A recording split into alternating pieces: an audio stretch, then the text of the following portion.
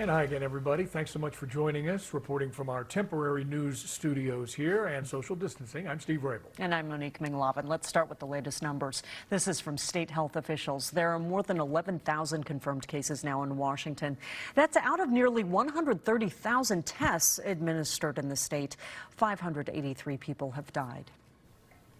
Now, as we flatten the curve, healthcare workers are really still concerned that the virus can spread among the homeless population.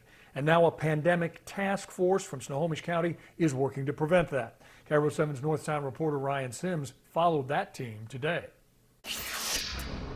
In a pandemic that has paralyzed the entire world, part of solving this crisis involves hitting the streets.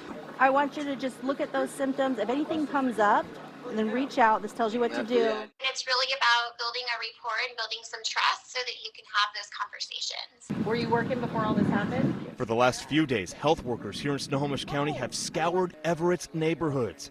They're called the SAFE Team. And on each street, with each person they meet, their goal is to detect coronavirus among the homeless. My husband and I have been tested, but, I think everybody should, because there's carriers that people don't even know that they are. Cynthia Garcia is homeless herself, yet she calls this outreach a godsend. For months now, she and her husband have lived here in their van. That's because she says going to a homeless shelter is simply not an option because she's worried about her husband's health. And he's got an equivalent of one lung. He gets this, and he won't live through that. To protect people like Cynthia and her husband, the SAFE Team is hitting up as many areas of the North Sound as possible. In just the last few days, they've already tested 100 people on the streets here. In the process, they've handed out essentials like soap and toothbrushes. It really is about focusing on those areas and reaching as many people as we can. It is extremely important because I don't need my husband getting it, or me, or my family. I have a grandson that's less than a year. I don't want him to have it either. The outreach along these streets is only temporary. The pilot program will last another week. Going forward, though, organizers say that there is a very real possibility it will come back, especially if the need remains.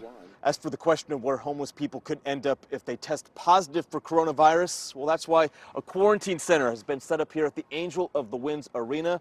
If worse comes to worse, 150 people could be housed here. We're in Everett tonight. Ryan Sims, KIRO 7 News.